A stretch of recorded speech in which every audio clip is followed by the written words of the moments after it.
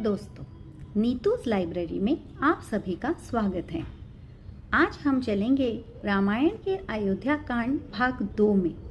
लेकिन इससे पहले मैं आपको बताने वाली हूँ रामायण पढ़ने के कुछ फायदे।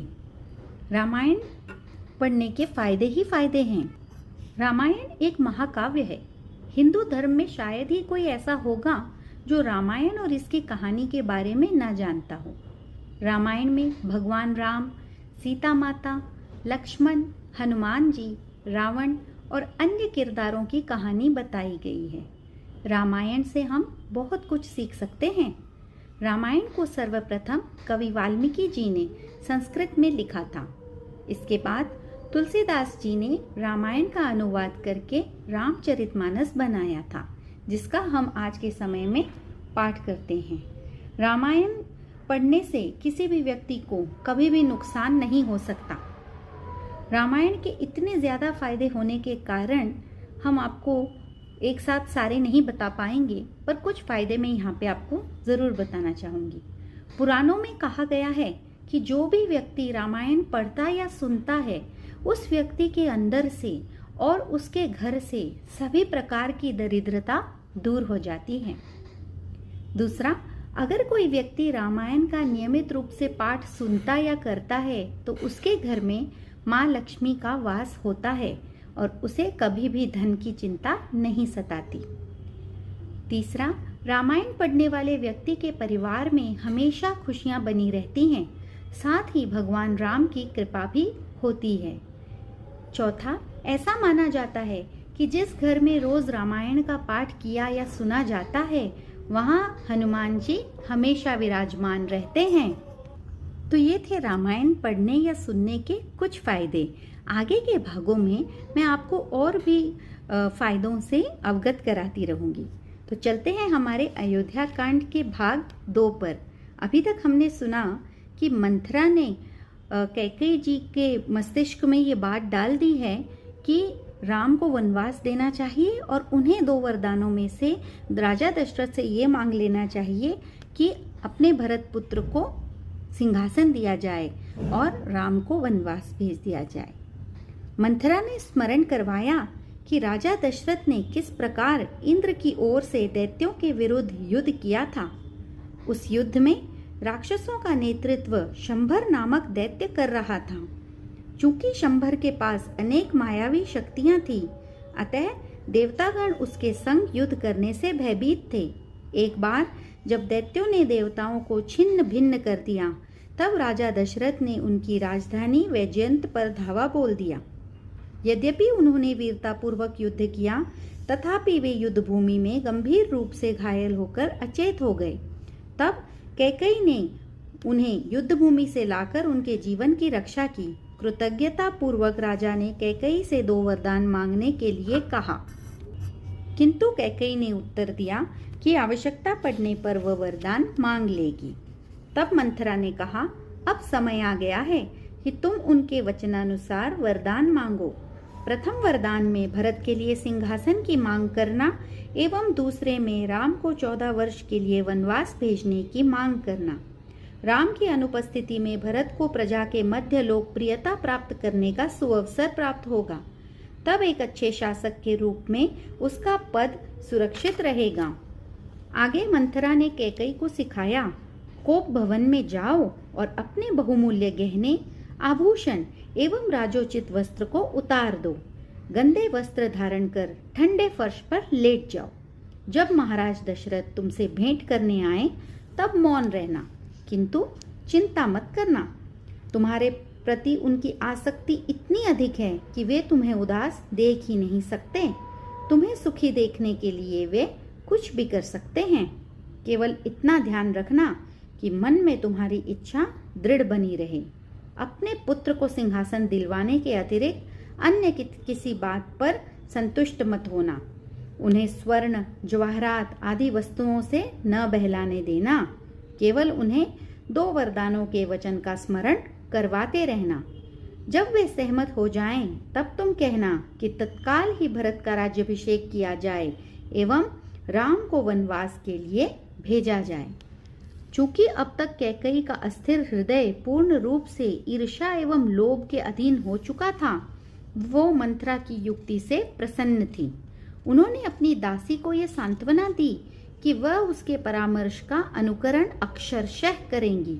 वस्तुतः इसके साथ ही वह भरत को संपूर्ण विश्व का शासक बनाने के सपने देखने लगी। एक विक्षिप्त स्त्री की भांति कैकई मंथरा को संपूर्ण सौभाग्य का हेतु समझकर उसकी सराहना करने लगी। उन्होंने कहा, मेरी प्रिय मंथरा, यद्यपि कुबड़े सामान्यतः पापी होते हैं, किंतु तुम तो बुद्धिमान एवं सम्मान के योग्य हो। मुझे तो तुम्हारा तथा कथित विकृत तन अत्यंत सुंदर लगता है। तुम्हारा झुका शरीर पवन के झोंके से झुके हुए कमल के पुष्प के समान लगता है। इस प्रकार तुम अत्यंत आकर्षक लगती हो। इसके अतिरिक्त तुम्हारे स्तन विशाल एवं सुंदर हैं, जो नीचे झुककर तुम्हारी कोमल नाभि को आवृत कर लेते हैं। तुम्हारे नितंब आकर्षक हैं एवं जंघाएं चिकनी एवं सुंदर आकृति वाली हैं। कांतिमय रेशमी वस्त्रों में तुम देदीप्यमान प्रतीत होती हो। तुम्हारे कोमल पैरों में पायल मधुर ध्वनि उत्पन्न करती है। कूटनीति का समस्त विज्ञान तुम्हारे इस कुबड़ में समाया है, जो रथ के पहिए की नाभि के समान विशाल है। मेरी प्रिय मंथरा, जब उत्तराधिकारी के रूप में भरत का राज्याभिषेक होगा, तब मैं तुम्हारे कुबड़ को शुद्ध स्वर्णमाला पहनाऊंगी। जब राम वन के लिए जाएंगे, तब मैं इस कुबड़ पर चंदन का लेप लगाऊंगी। हे मंथरा, मैं तुम्हें उत्तम वस्त्र एवं आभूषण दूंगी तथा अन्य सभी कुबड़ी स्त्रियों को तुम्हारी दासी बना दूंगी और उनसे तुम्हारे पैरों की मालिश करवाऊंगी। इस बीच राम के राज्याभिषेक के सभी आवश्यक प्रबंध पूर्ण होने के पश्चात महाराज दशरथ कैकई से मिलने अपने महल की ओर मुड़े। जब दशरथ ने कैकई को उनके कक्ष में नहीं पाया, तब वे आश्चर्यचकित हुए। ये सोचकर कि वहीं कहीं आसपास ही होंगी, राजा उन्हें पुकारने लगे, किंतु कोई उत्तर न मिलने पर उन्हें संदेह होने लगा, क्योंकि इससे पूर्व वह महाराज को सूचित किए बिना कभी भी भवन छोड़कर नहीं गई थी। अंततः एक सेवक से पूछने पर महाराज को पता चला कि कैकई कोप भवन में चली गई हैं। उत्सुकतावश वे शीघ्र ही उस ओर चल दिए। जब राजा कक्ष में प्रविष्ट हुए, तब कैकई को फर्श पर लेटे हुए देखकर उन्हें गहरा आघात पहुंचा। अस्त व्यस्त गहनों एवं आभूषणों के मध्य वह स्वर्ग से गिरी कोई अप्सरा लग रही थी। राजा को सुंदर युवा कैकई अपने प्राणों से अधिक प्रिय थी। उनकी ऐसी अवस्था देखकर राजा चौंक उठे एवं दुखी हुए। घुटनों के बल बैठकर प्रेम पूर्वक अपनी प्रिय रानी का मुख थपथपाते हुए वे बोले, मेरी प्रिय कैकई, तुम्हें कौन सा दुख सता रहा है? तुम्हारी उदासी का कारण क्या है? जो कुछ भी हो, उसके निवारण हेतु मुझे हर प्रकार से तैयार जानना। क्या मैं तुम्हारा ध्यान नहीं रखता? क्या अन्य रानियों से तुम्हारा कोई झगड़ा हुआ है? क्या किसी ने कुछ ऐसा किया जिससे तुम्हें क्रोध आ गया है? मेरी प्रियतमा, जानो कि मैं तुम्हारे नियंत्रण में हूँ। तुम्हें प्रसन्न करने के किसी भी प्रयास को मैं अनदेखा नहीं कर सकता। कृपया ये स्पष्ट करो कि तुम्हें किस बात का दुख है।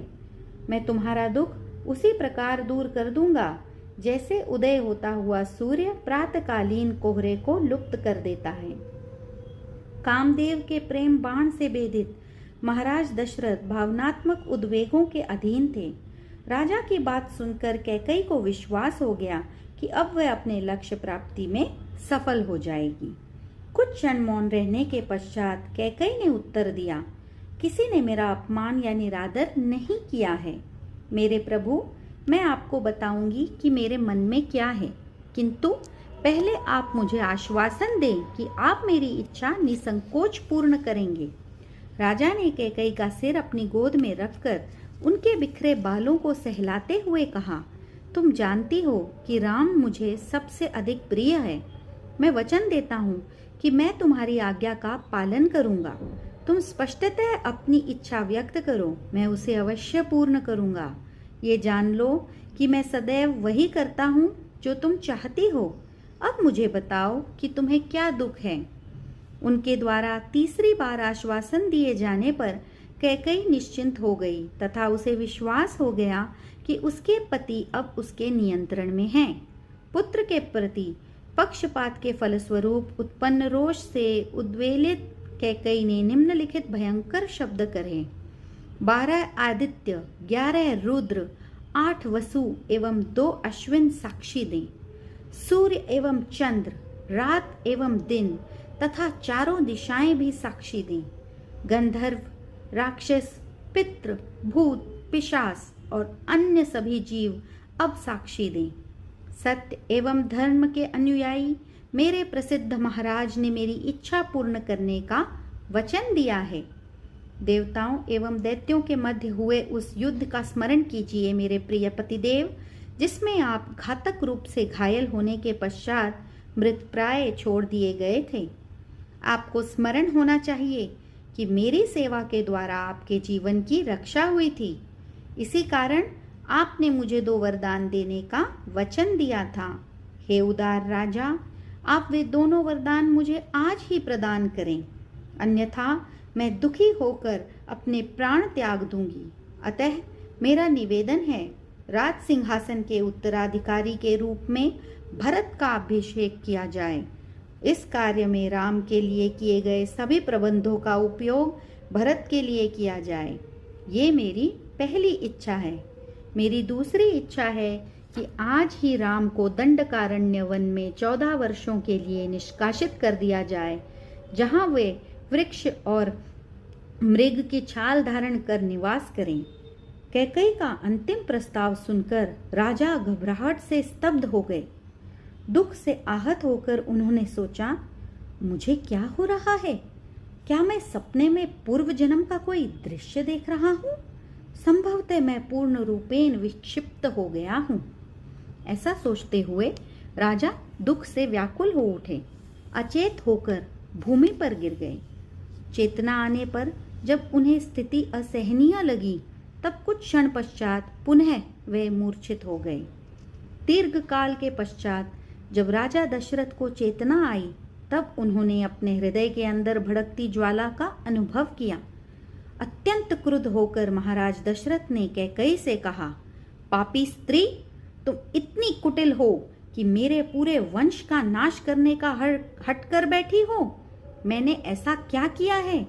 आज तक राम ने तुम्हें क्या हानि पहुंचाई है? राम तुम्हें अपनी सगी माँ के समान स्नेह करता है।